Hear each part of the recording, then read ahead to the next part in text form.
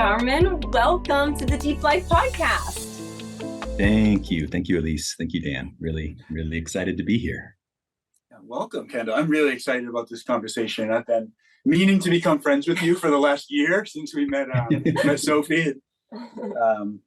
I'm really, there's so much I want to talk about today, but let's just dive right into ketamine and specifically ketamine assisted psychotherapy and just sort of to some of the basics, like what is ketamine? This is something I've been really interested in for a while and really don't know that much about. So I think it'll be really cool to kind of just dive deep into all the different aspects of what ketamine is and how it's administered and how it's used in therapy and your expertise here. Yeah. So I'm in Denver, Colorado. I'm a licensed professional counselor candidate. Technically, I'm in my 2-year period of getting full licensure. But yeah, I went right into my own private practice, and I work mainly with men and using ketamine as a tool. When the timing is right, when it's the right fit for the right client, bringing that in as a tool to deepen and enhance the work that we're doing together. I'm just really grateful to be in this place where I'm at right now, to be able to guide people in that way. Ketamine. I'm focusing exclusively on ketamine currently as the psychedelic tool that I'm using. Psychedelics have been just life-changing for myself, and sure we'll maybe get to that later, but particularly ayahuasca, and then now more recently, the last year or so, shifting my focus to ketamine. I'm just, with any psychedelic experience, like each time it just is so unique, even if it's the, same person, same substance, you're in a different place. All the factors that are coming into your life in that moment just provide such a unique experience each time. With ketamine, let's see. We'll start with maybe I live in Denver, one of the kind of hotbeds, Denver, Boulder area for psychedelics and for this Renaissance thing. And I have lots of amazing and interesting conversations with colleagues and just, random people at coffee shops. There's just so much interest and curiosity right now with psychedelics as a tool for healing and growth. And ketamine is very interesting because technically, the way that it interacts, with our brains and our chemistry, it doesn't fit into the category with like the classic psychedelics, more of the tryptamines, DMT, in which psilocybin, right, it falls under that category, and the tryptamines, ayahuasca, DMT is the psychoactive component, acid, those substances fit. Ketamine is in a different category with the way that it interacts with your brain. And I will maybe also here insert a little bit of a caveat. I'm on the deep medical neuroscience side. I'm not a neuroscientist, so that's not my, there's probably people who could really, I know, I've met them and talked with them, and it's amazing. Really drill in and like, oh yeah, these are all the exact things happening. I've read a lot, I've had a lot of discussions and a lot of trainings, a lot of personal experience. So on some of the neuroscience things, there's probably, somebody you could talk to who could like really drill in and be more qualified than I am in that particular area. But from a broad kind of look, it interacts with our brains in a much different way than the classic psychedelics. So a lot of people that I talk to, psychonauts, some of them are kind of like, oh, ketamine's not actually a psychedelic. I push back a little there of like, well, if you've experienced ketamine, you have reliably psychedelic experiences on ketamine. So ketamine's a dissociative anesthetic, and it's been used in medical settings for 50, 60, 70 years worldwide. The World Health Organization lists ketamine as one of the, basically most important, most useful, most necessary drugs and medicines, because it so reliably does what they want it to do in medical setting, the anesthetic piece, and because it is extremely safe. There's very, very little in terms of contraindications. It reliably does, what you need it to do in a medical setting. So I think that's an important context when we're shifting from underground, from more people using, psychedelics in context, at least I'll speak for, in the West, historically with the war on drugs, using it in situations where I'm at a concert, I'm taking something that is illegal, that, that all comes into the, Yeah. into your mind of like, oh, I could get arrested if a cop walks up, so if something challenging, something uncomfortable is coming up, all of those factors, growing up in a area, in a culture of prohibition and of, just like that you shouldn't be doing drugs. This is bad. You're bad for doing these. All of that can be very consciously present or unconsciously present and can impact our journeys. So with ketamine, and right now, so ketamine is federally legal, all 50 states, right, for medical use. For using it as a therapeutic tool, it is, you can get it prescribed off-label.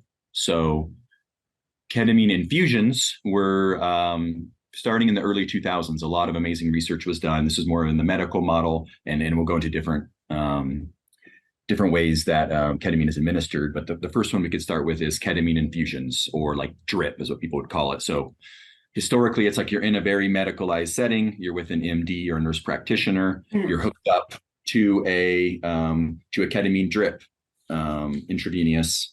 The research there, that was approved based on research in the early 2000s for treatment-resistant depression, which was the FDA approved it, which was a huge deal. And also works very well with people who have like acute suicidality. So these are people who have tried everything, who are, I am not okay, like I'm struggling getting through the day. And it's proved to be an amazing tool to help people. And again, on the research side, I believe it was about like 70% of people saw immediate drastic improvements.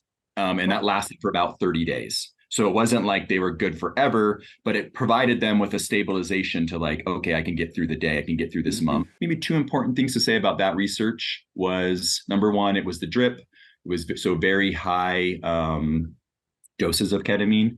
And it was in a stacked, like a compounding model. So there was 6 sessions over 3 weeks. So you're doing 2 sessions a week over 3 weeks.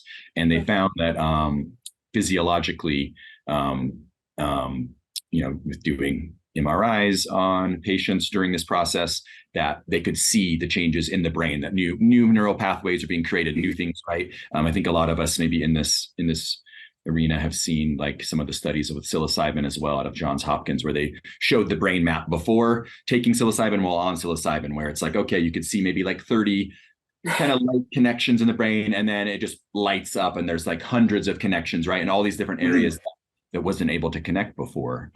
So same with ketamine in that. So you have that part of the benefit.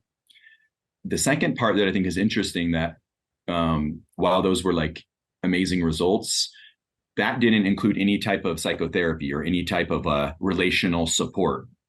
Those was all in the, in the medical setting.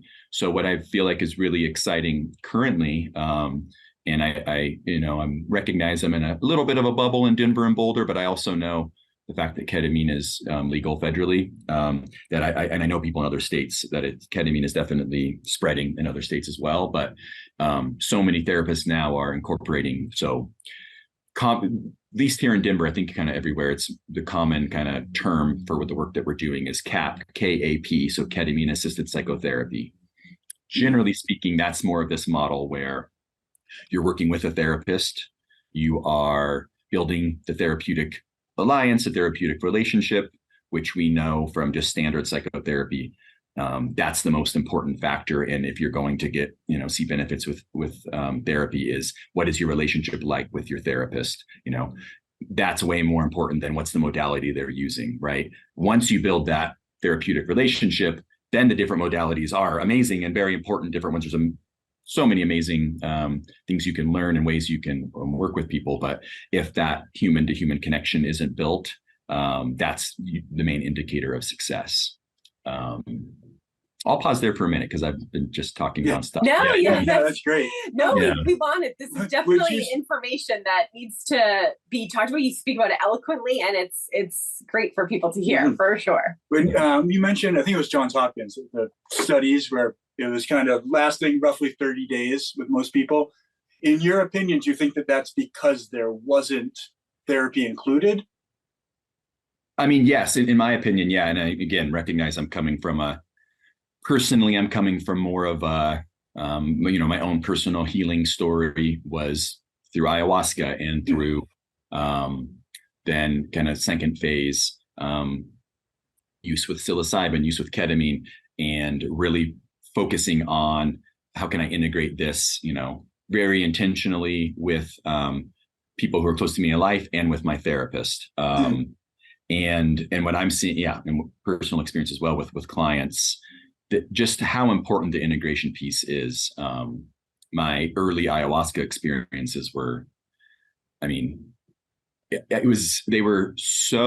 it took me so far out of the realm of what I knew was possible to experience on every end of the spectrum. I was going to say even like the two sides of the spectrum, every end of the, infinite spectrum, that it was very challenging to like, okay, what do I do with that when the next day I'm coming back and at the time my daughter was 2 and my son was weeks away from being born. That was my first ayahuasca experience. And then I continued to do that work over the next year and a half. So that was personally, looking back now with some perspective, it was not having, I had support, grateful that the group that I sat with was amazing people and did a really good job, of holding the container and of supporting how they could. But ongoing one-on-one support wasn't there for me. So it was very difficult to like, how do I bring what I experienced in a positive way into my day-to-day life? It was a journey, honestly, several years, I think, before I really feel like I got to that point. So yeah, answering your question, I really am just so grateful that getting the opportunity to help provide this container for my clients, because I have a wide range. Some have like experienced ayahuasca before, and it was profoundly life-changing. Have you been diagnosed with an autoimmune disease and struggled to find ways to manage it naturally? Do you suffer from long-term digestive problems and have failed to find answers from mainstream or functional medicine? Are you experiencing long COVID or suspect you may have been adversely affected by products designed to treat or prevent this or other illnesses? The Immune Reset Program offers a proven track record with unparalleled results for those who suffer from chronic unresolved illnesses. This program is unlike any other, offering a comprehensive deep dive into every aspect of health, the immune system, the gut, and our mindset around healing. It comes with everything you'll need to quickly and permanently resolve challenging illnesses, including all lab work and custom compounded bioactive herbs and supplements in powdered form made just for you, without having to take dozens of pills, capsules, soft gels, or tinctures. Dr. Luke Terra, founder of the Evocentric Wellness Programs, offers a free initial consultation to deeply explore your health issues and help you develop a plan to move forward and address your most pressing health concerns today. Our Deep Life listeners will receive an additional month of care, a $3,000 value, absolutely free, when you join our program using the Deep Life podcast link. Visit the link in our show notes to access this incredible offer, or go directly to evocentrics.com/deeplife.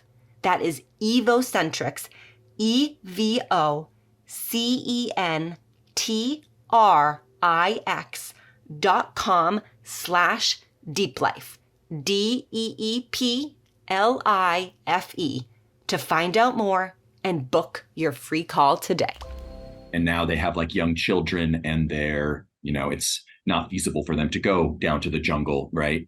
And so being able to provide a container with ketamine is the tool to have similar experiences of diving deep into their psyche, deep into their soul, but then be like, it's in a container, again, that we know is safe. We know the medicine you're taking is ketamine. We know it's not something that you got from the street that not sure what could be in there. We know it's safe. It's coming from the pharmacy. We know that the relationship we built one-on-one together. I deeply know what's happened in their life, in their psyche, what's going on there currently. So there's safety there. We're in the physical environment. We're safe. We're in my office here in Denver, in an environment, in a therapy space where it's like they know what we're doing in here. There's all of those things of like fear are mitigated, and it's like you're safe in what you're doing to go deep. And the built-in, like, we are going to integrate at the end of the session, and we're going to have built-in integration sessions the next day, the week after, the month after. So yeah, the long answer to that question that I do. It's a little bit of a, and we're still researching. It's a little bit of the interesting piece of, with my clients, in terms of the doing 6 sessions over 3 weeks where you're getting that compounding effect with the ketamine, maybe we're missing out a little there, because I that's not the model that I've followed. And just practically, financially, for a lot of clients, that's a big thing to ask, right? Doing 2 sessions a week, 2 intense sessions with the integration sessions, financially and also time-wise. So more often I found, like, we're still compounding, but we're doing like maybe one a week to start, as opposed to 2 a week so maybe we're losing a little on the physiological compounding part of ketamine. But I think personally, I feel like the therapeutic piece is supplementing, and maybe, right, it's providing benefit in a way that I think is potentially longer lasting in terms of the integration piece for people's lives. Definitely. Yeah, makes a lot of sense. Yeah. Can you, Kendall, go into, once the ketamine is administered and your client is with you, kind of take us through the process? Like, are you talking throughout this whole thing? Like, how quickly or how slowly does the ketamine take? And then how long is the, I guess I want to classify it as either a journey or introspection. And I mean, I usually use the word journey. That's maybe just so maybe right before that, since we were talking, just the different types of administration. So we touched on intravenous. The second kind of most common one you hear about is intramuscular. So that is, a liquid vial of ketamine that you put into the muscle with a needle and inject it and pull out. I personally, being a counselor and not a psychiatrist, I can't prescribe or administer that way, but I have prescribers that I work with. And I've several of the trainings that I did, the experiential trainings, involved myself receiving intramuscular, and then another therapist, in the training, who I was holding space for, they receive intramuscular from the doctor. So that's just to name that first. That's the second option you hear about a lot. That is kind of, I would say, roughly, you could say it's kind of in between intravenous and sublingual, which is what I do, and we'll talk about that. So intramuscular is kind of in between, because you're, generally speaking, it's a faster onset. Intravenous is like, once the drip starts, you're in. Intramuscular, after the needle, goes in, it's about 2 to 3 minutes for most people, 2 to 5 minutes that and it's usually a pretty fast, right? You're pretty fast. Yeah, that's pretty quick. Yeah, that is quick. Yeah. Sublingual is on the other end, where you're, and I'll go in more detail in a minute, but it's a lozenge that you're putting in your mouth, from different compound pharmacies. You can get it in different ways. You can get one form, which is called a troche, which I think is like a French, kind of based on a French term. That's more of like, it's kind of hard and jelly-like, and it takes 5 to 10 minutes to dissolve in your mouth. And you're lightly swishing it for about 12 to 15 minutes, depending upon. And then, so it's either that troche or more of a rapid dissolve tablet you put in your mouth. And then similar thing, it dissolves into a liquid. You're slightly swishing it, so it's absorbing sublingually in your mouth for about 12 to 15 minutes. So those are the kind of 3 different ways of administration.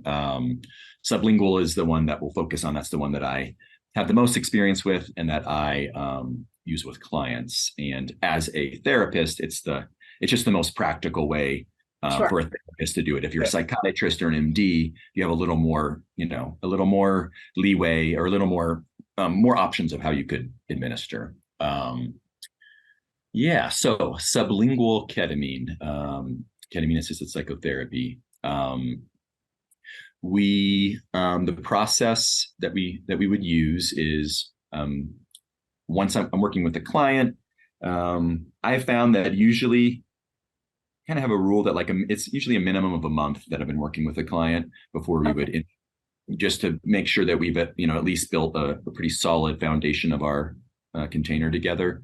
So that would involve, we do a 90-minute intake to really get to know them, know each other, know my client's story, and then weekly 50-minute sessions for the first month. And then we check in if ketamine was something that they were, curious about or coming to me for. Then we check in and see like, okay, does it feel like still feel like it's something that you want to do? There's time for it, and we together make that decision. With some clients, we then a month in is the time. Other clients, it's a couple of months in or 6 months in, or maybe we don't ever incorporate ketamine.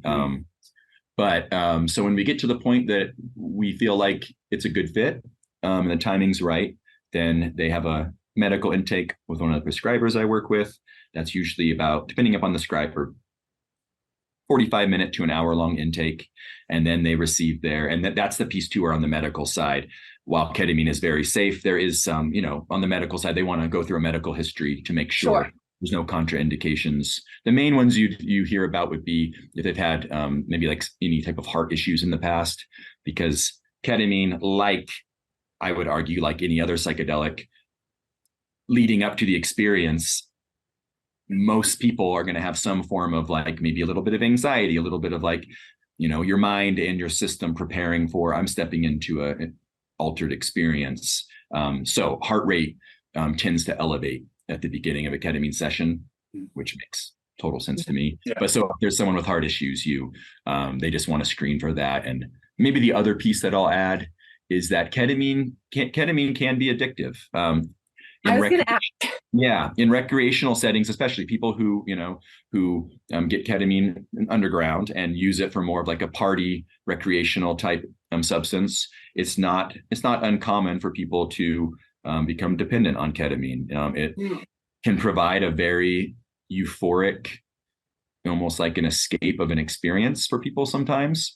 And so like any substance, our people's relationships with them, you can step into the line of like using it in a way that's not ultimately beneficial for your life, for your relationships. So that's just one thing I want to name, that like, it's not a panacea, like any psychedelics. It's not for everyone all the time. And there's things to be aware of. And I think in this model of you're getting a prescription, they're not just prescribing you like an unlimited amount. You're getting enough for usually the therapist I work, or the psychiatrist I work with, you get enough for 6 sessions is the dosings that you get. And the agreement, of course, is that you're only going to use it when you're in session with me. Of course, I guess people could abuse that, but they don't have so much that it's like they're going to be able to be doing ketamine every day. So just wanted to name that maybe that's one of the other contraindications that we look for is, have you used ketamine before recreationally in the past? What was your relationship with it? That's a big one to check in with people. Sure. They receive the ketamine. Yeah, sorry. Go. No, I said that's helpful. That makes sense. Yeah. To be aware of. Yeah. So client receives ketamine prescription from a compound pharmacy in the mail.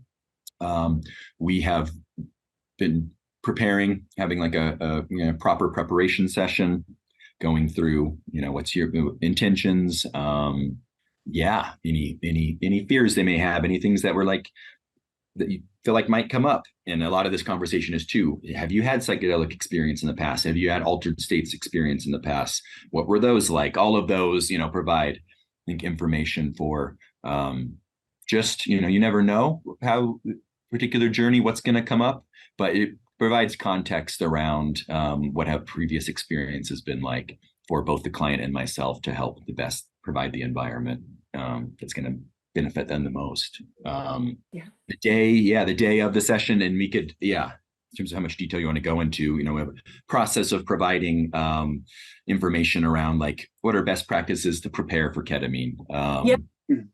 Like from the physical, mental, spiritual side of getting yourself, maybe about a week before. I mean, ketamine being, I found one of the things that's nice about it, it's less harsh on your system than like, say, preparing for an ayahuasca journey, or even, preparing for a high level psilocybin journey.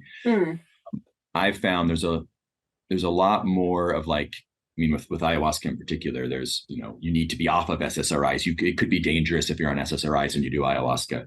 Ketamine, that's not the case, but just that the preparation is a little more light, I would say, with ketamine. Like, you don't have to like cut out, red meat and salt and things like that if you do ayahuasca. I encourage people to, for what feels healthy for them, to, if they can eat healthier, try and mentally and spiritually reduce stress of what's possible in their day-to-day life. A lot of my clients are fathers, so sometimes with young kids, sometimes it's like, okay, what's realistic and what's the balance that we can do, in your responsibilities there. But so helping with the preparation aspect, and the day of, we're doing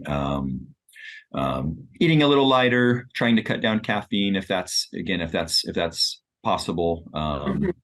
And just reducing about 2 hours before, stopping eating 2 hours before, and then also really cutting down on your fluid intake, because it can be really uncomfortable if you're in the height of a ketamine experience and then you're feeling it. Yeah. For sure. Yeah. So we plan a ketamine session. The dosing with ketamine is definitely a mix, I would say, of art and science. Each person's system reacts differently. I'm in a pretty, relatively speaking, big body, big meat sack. I'm like 6'3", 210 pounds. And I actually, it takes less for me to get to, there's, than sometimes people in smaller bodies. So it's not just like, oh, you weigh this much, this is your dose. So in that way, ketamine is kind of maybe similar to psilocybin and other psychedelics, where it's more than just about your physical body size, right? It's like your mental state, your experience, your different things, your intention for what you want the journey to be in terms of dosing. So we plan for 3 hours to start with first sessions. Most clients, that's what we end up staying with. Sometimes we've been able to go down to 2.5 hours in terms of the day of the session, just based on how different people react to ketamine differently. But so if we're looking at 3 hours, we arrive, I kind of transform my office a little bit into, as opposed to looking like a standard psychotherapy office with a chair and a couch, a coffee table in the middle. I fold out a mat that lays on the ground, and the coffee table becomes an altar. And so about 30 minutes for clients to arrive, us to check in on any updates of what's happened in their life the last few days that they feel like might be important to share. Checking in on intentions that we had set from the preparation session and seeing, is that still relevant? Do we want to shift? Just what's happening for them in the present moment? And then, depending upon what aligns with the client, we have different forms of kind of like setting the container, with some clients that could be, we pull a card from a deck, and that helps as part of the, the energy and like protection of, or, again, the language.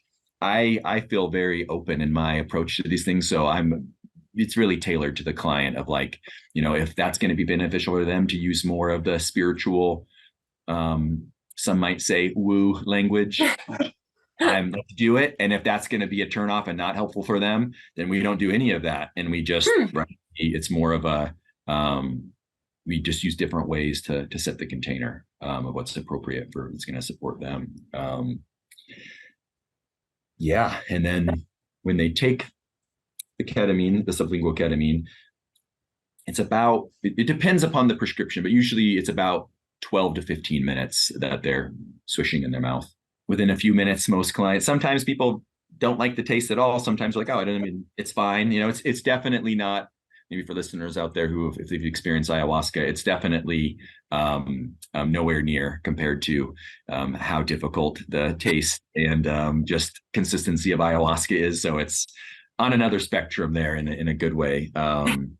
But within a few minutes, most clients usually start feeling numb, maybe a little headed, starting numb in their mouth with ketamine. And most of the time, after 15 minutes, pretty deep into the experience. I'm maybe helping, if they're sitting up on the mat, I may be helping them shift and lie down and put the eye mask on, or they're able to do on their own, but it feels a little, it's a little bit of a navigation, that they're doing. Again, depending upon the prescription and the prescriber, some advise them to spit out the ketamine after the 15 minutes. Oh. Other times I've heard they advise them to swallow it. Again, we could go into like detail there, but if you swallow it, it's absorbing, and I'm blanking on the term, but it's adds a second level of absorption through your gut, which could prolong the experience, could also increase the chance of there being a little bit of like discomfort in your stomach, or maybe just other symptoms that might not be ideal, like increasing a chance of people to have a little bit of dizziness. Most of the time, the way the prescription works, and what I find with clients, is we spit, and then that seems to work well. But I've experienced with the swallow method and didn't have negative side effects. So it's an interesting thing. Depending on the prescriber you talk to, they'll advise different ways. Parenting can be stressful and even overwhelming, especially if you have an overly sensitive child. What if there was a way to better understand, guide, and nurture your child's unique sensitivity and emotional intelligence to set them up for success on their developmental journey?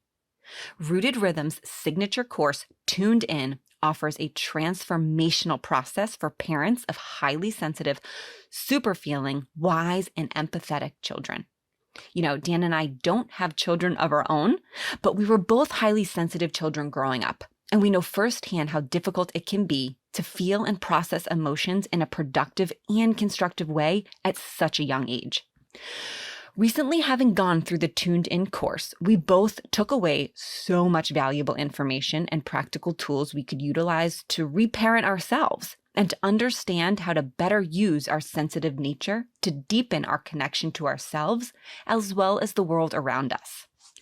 The Tuned In course teaches parents concrete skills to meet their sensitive kids' needs in moments of intensity, increases their ability to connect deeply with their children, and supports a process of inner healing to shift how they relate to parenting. Each module offers unique grounding and embodiment meditations, lectures full of both evidence-based and practical content, and supplementary exercises to support in the implementation of new skills. Parents who have taken this course report walking away from the experience feeling relaxed in their being and confident to parent their children in a way that both feels most true to them as a parent, as well as most supportive for their children. If this resonates with you as a parent or simply for yourself, we are excited to offer our listeners $100 off of this transformational course. Click the link in our show notes, which goes directly to the Rooted Rhythm Tuned In course website, and enter the discount code DEEPLIFE, all one word, to receive $100 off of the Tuned In course. Yeah, that is interesting. Yeah. And so usually then by the time that 15 minutes of the swishing client lies down, usually they're, if not deeply in the experience, on their way into the experience, pretty disassociated, pretty, maybe they'll like want to talk to me or start to talk a little bit and not really be able to form a sentence and kind of trail off, or they'll be a little confused potentially, especially their first time, and this is where it's important. We've prepared, we've talked, it's, they're like, am I okay? I'm like, this is, what the experience, this, you are totally safe. You're, on a mat, you're here with me, this, and then usually pretty quickly, then they drop into their own internal journey. And that for most clients, it's usually about 45 minutes to an hour that they're internal. They may pop up from time to time. They may like say something about the experience and then go back in. Some clients don't say anything and they're totally still for the whole 45 minutes or an hour. Some, there's physical, like a little bit of adjustments or movement. And maybe this would be a part you ask about the dosing in terms of like the experience and what happens. Vast majority, in my experience in talking to colleagues, in the current kind of atmosphere, I guess, or like what's happening with ketamine and assisted psychotherapy right now, the vast majority of therapists and experiences, I would say, are on the dosing where you're starting with 100 milligrams of sublingual, is what we usually start with. And then you have the option to do a booster, or maybe doing 200 milligrams all at once. For most people, most of the time, that is enough that, again, it's like an internal, potentially reaching that ego dissolution state. So there's not a lot of talk therapy interaction happening. There's a model and a training that I recently was a part of here in Denver, a pretty intensive training over several months, where they approach it for more of what is called a psycholytic experience, which is lower dose. So it's more of like you're lightly dropping down the defenses, but the dissociative part of ketamine, we're not going so deep in. Like there can be conversation happening, and almost like this method is guidance of like, it's actually encouraged for the therapist, following more of like a somatic therapy kind of model. And you would have done that with the client leading up to it without ketamine, of like helping them track their sensations, helping follow what's happening in the body. What am I noticing as I'm mentioning it out? I'm almost narrating to the client, oh, I see there's a charge of energy, something flowing through your right arm. Tell me about that. And with the idea that you're helping where energy can get stuck, you're helping them allow it to process through to complete. I'm not an expert in that area. The training was amazing. I learned a lot. I didn't have a background in somatic therapy. So I haven't fully done that with clients. But it's pretty rare to find that therapists are doing it in that way. And I think it can be, I know it can be, I've seen on some of like their videos they showed with clients and personally experiencing it in the training.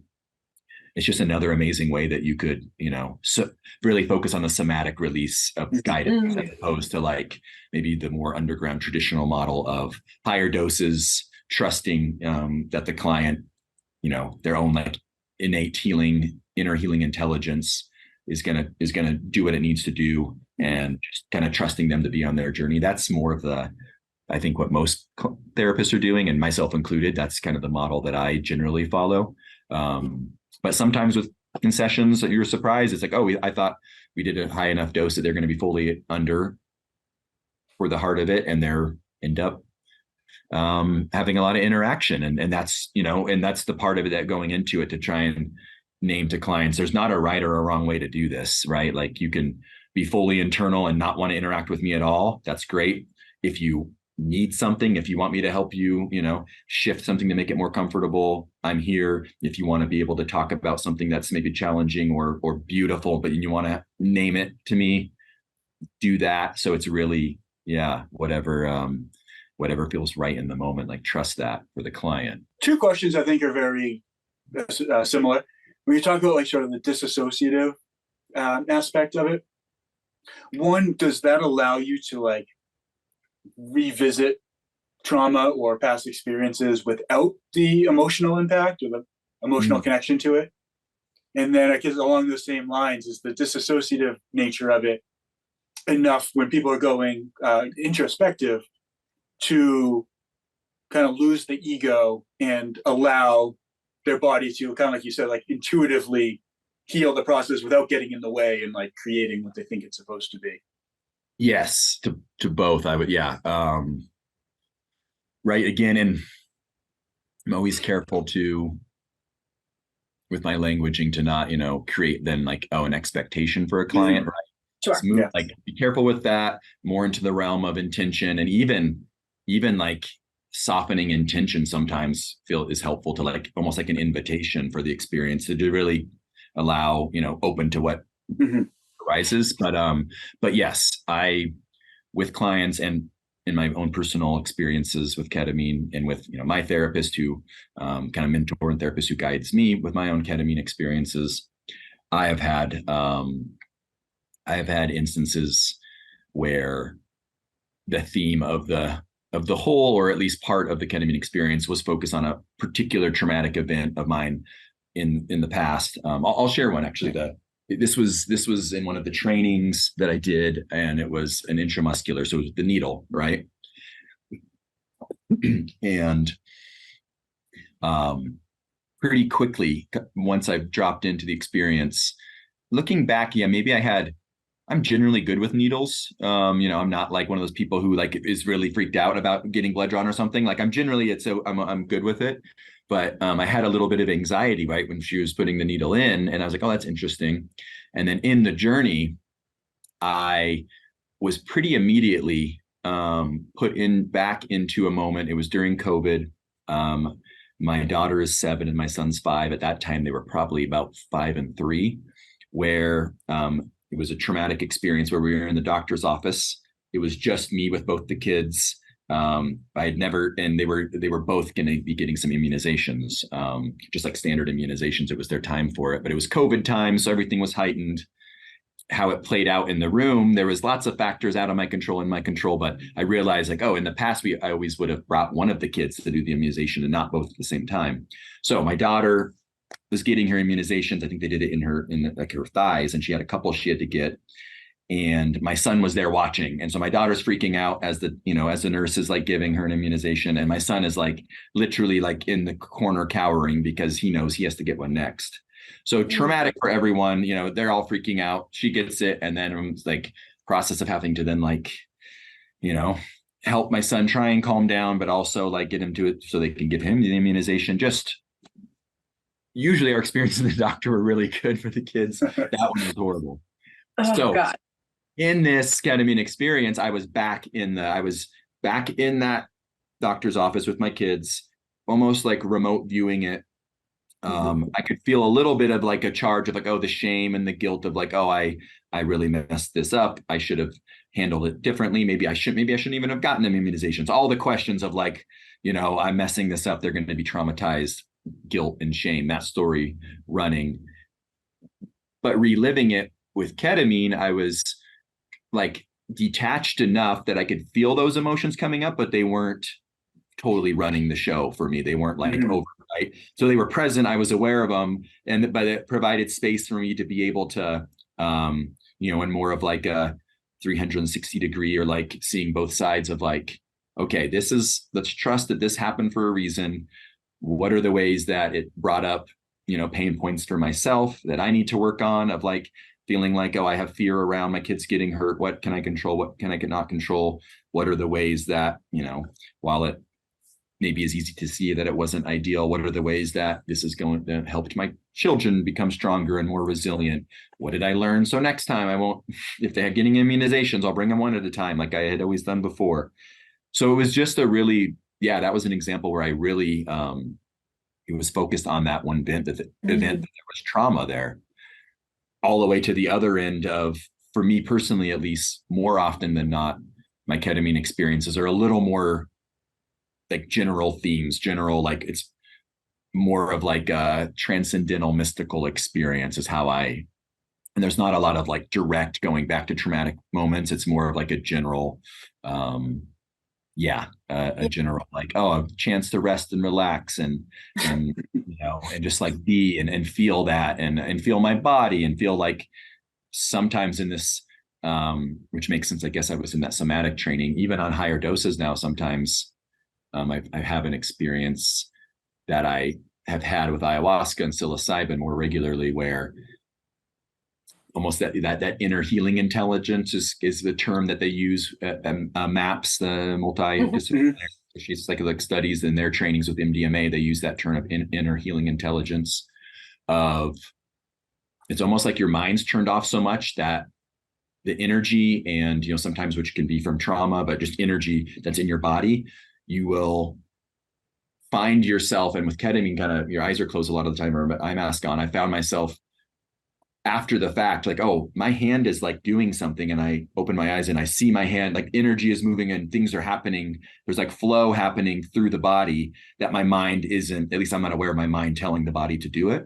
Mm-hmm. So I've had that with ayahuasca, psilocybin, and ketamine now too, that I think is fascinating. And again, a somatic psychotherapist who like that, they've really deeply studied that, could definitely speak more to maybe mechanisms and particular things around that. But yeah, it's a pretty, I think, innate experience that a lot of people have on psychedelics. It's kind of beautiful, of like the moving energy through the body.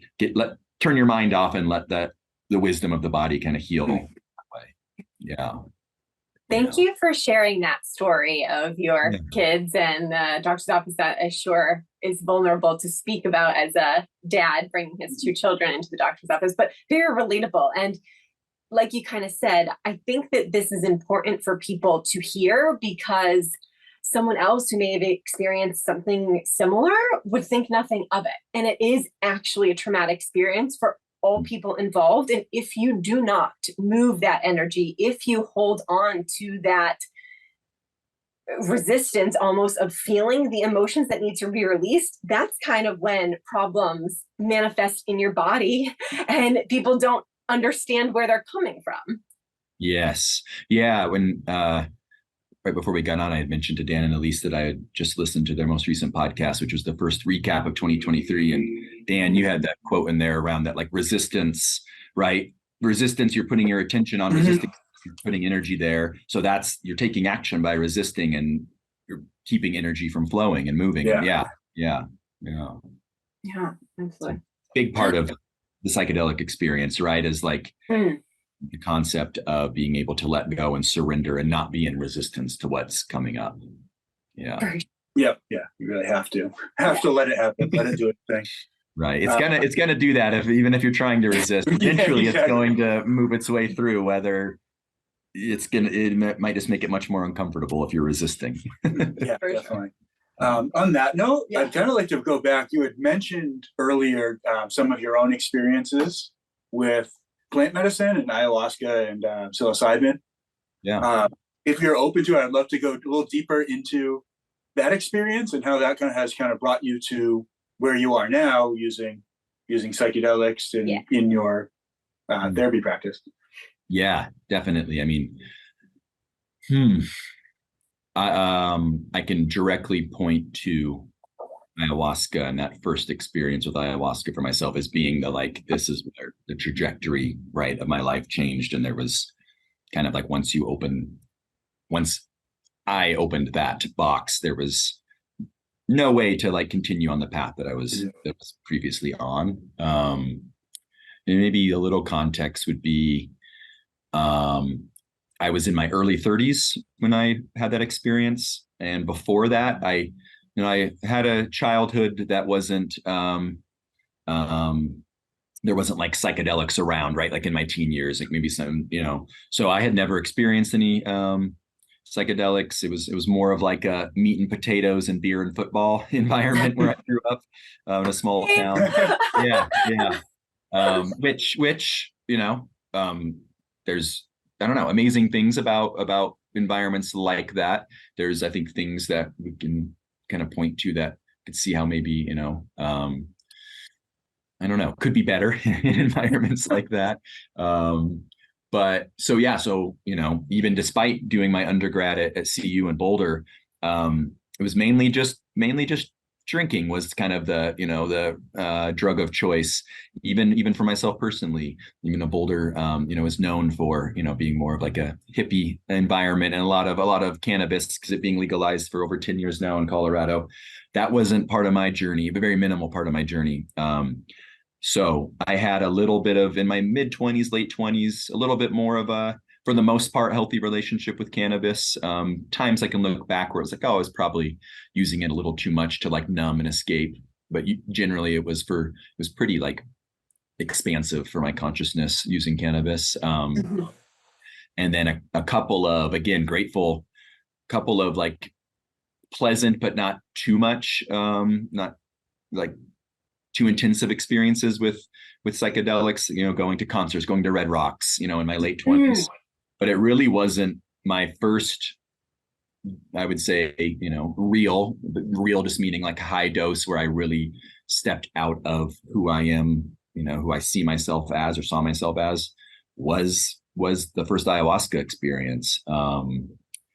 And yeah, trying to think how to put words to it. maybe the context, I would say, was, like I mentioned before, I was a father. My daughter was 2. My son was about to be born, and just the way that the universe aligned. I had been interested in psychedelics and interested in ayahuasca in particular. I'd been reading books about it, listening to podcasts for several years, and had it had gotten put on the back burner once my daughter was born, of course. And so it wasn't really on my mind, or it wasn't in my like day-to-day consciousness thinking about it. But I met a person at the airport who was flying back home from Colorado, and they had been here for a ceremony, and how those things work. We started talking, and after we talked for like another 45 minutes, and then he had to go to get on his plane. And then at the end of it, he was like, it seems like, if you're interested in maybe joining our group, joining to sit with us sometime, I can connect you with the facilitator. And this is, and so that's how it happened. And I connected with the facilitator, and they kind of did like an initial screening, talked to me through like, okay, what are your intentions? What are your thoughts? What do you know about ayahuasca? And it was through a woman, an ayahuasquera, who was from the Amazon, and was traveling the world. And Colorado was kind of one of the stops she would make every quarter or so. And so they built a very amazing, but a pretty robust community here in Colorado when they would come sit. So kind of got on that list. And then about a month later, they emailed me and said that she was coming back. So it was a very, one of those times where it was like my thinking mind. Once I got that email, my thinking mind, I wasn't like, oh, I have to do this. How can I make this work? It was just like, oh, this is happening. There wasn't a choice. Yeah. And my wife at the time, we're since divorced, but the mother of my 2 children, and grateful that have been able to navigate, not being together, but co-parenting. I think, really, I'm proud of the way that we've handled it. It hasn't been perfect, life, but I think we've learned a lot. And again, looking back, a lot of gratitude for her of like, she was kind of like, you're going to do what? Like, I'm 39 and a half weeks pregnant, right? Like, okay, like, who are these people that you're going to do this with? So grateful for her understanding. And it was, the context was, I wasn't leaving to go to Peru for 10 days. It was, they were coming here, and it was a weekend, and it was set to be 2 nights. I actually ended up just sitting the one night because I definitely got the message that I got what I needed, and the next day to go home and be with your daughter and your very pregnant wife. So I did one night for the first time. It just was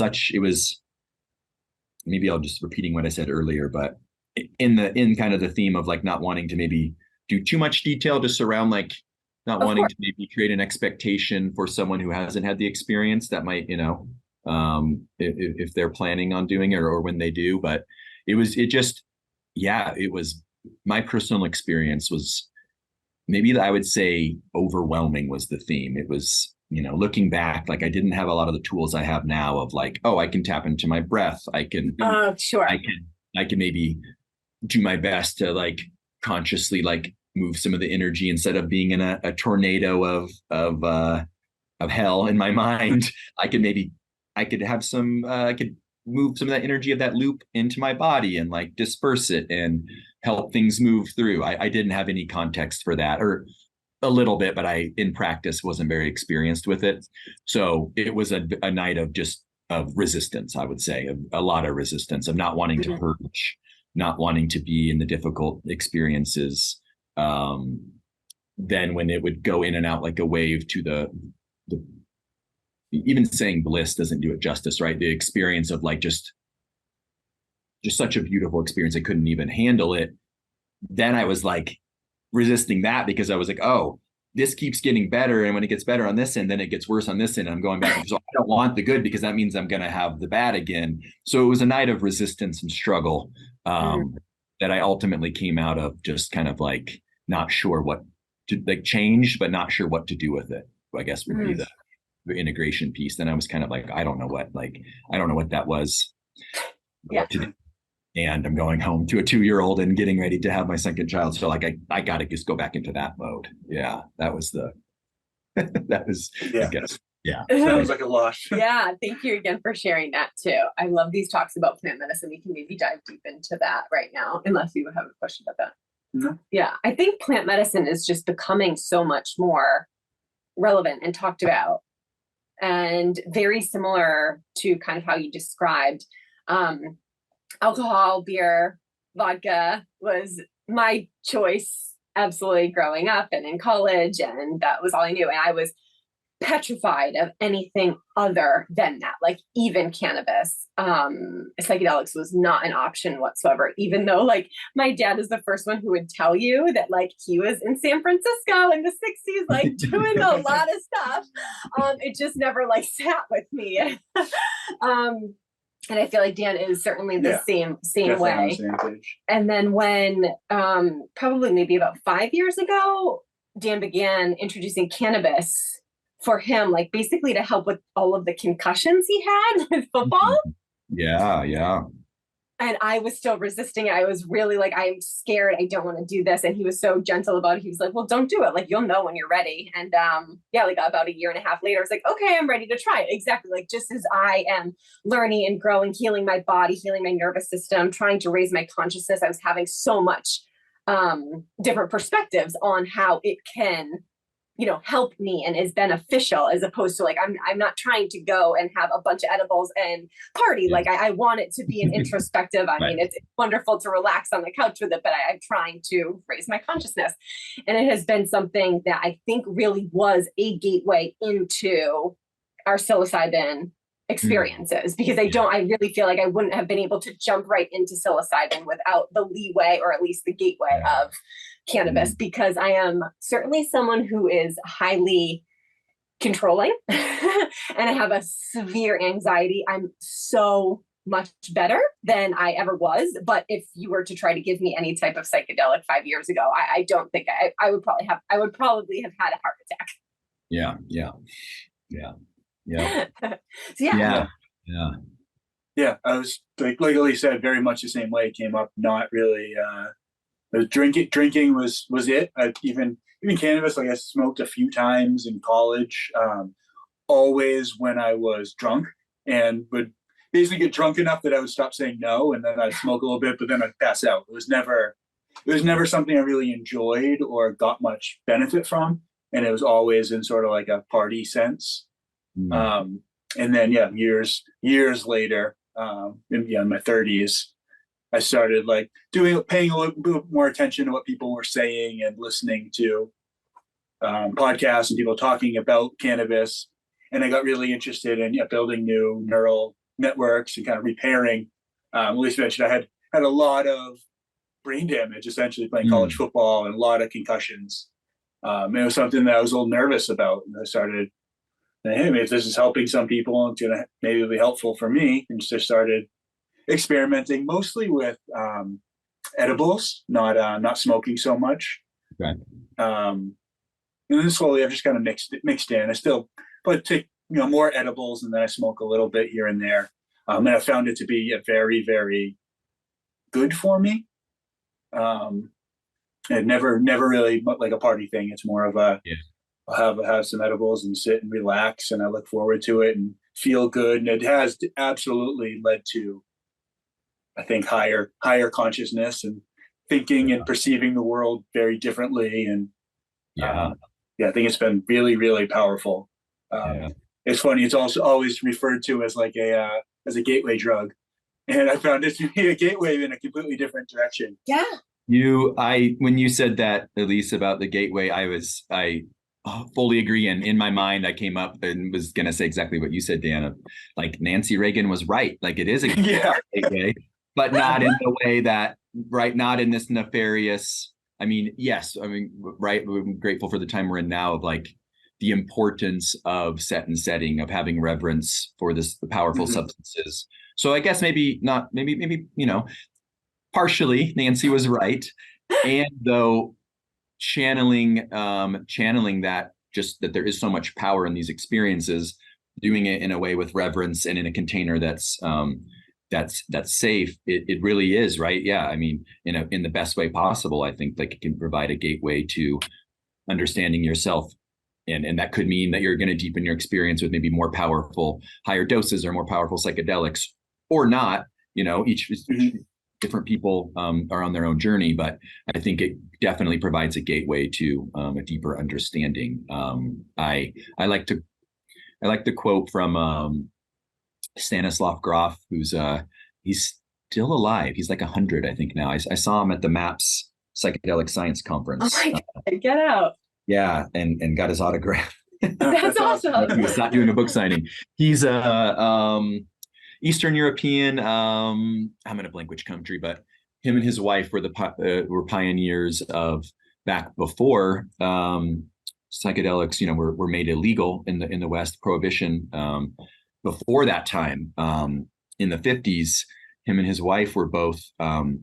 They were doing research with various psychedelics, with LSD being one, I believe MDMA. So they were doing, proper trials and proper work with clients, and it was legal with these substances, and just finding, having amazing results. And one of his quotes, and he's a prolific author, written dozens of books, amazing books about different, about these experiences. And his quote is that psychedelics, like when used, properly in a with reverence in a safe setting, can be for the understanding of the human mind and consciousness, like the telescope is for astronomers, or like the microscope is for biologists. Like, it's that important of a tool that it just changes the paradigm and your ability to see and experience like what is actually happening, right? Different like gradations of consciousness, right? Yeah. If we didn't have the microscope, how would there'd be so much that we wouldn't have access to understand. Yeah. And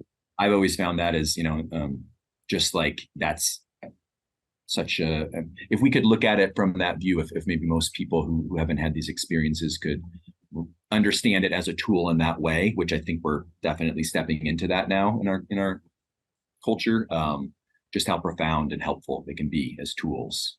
So we've had some experience with psilocybin as well, that I think is such an incredible medicine and such an incredible tool. And I think exactly what you're saying, like that taking, I've experienced, we recently came back from a ceremony where it was definitely the most either of us had taken. It was in an amazing setting with like reverence and respect and everything you said. And that allowed me personally to just see so much and understand so much about myself and the world that I definitely wouldn't have been able to comprehend without the use of the medicine.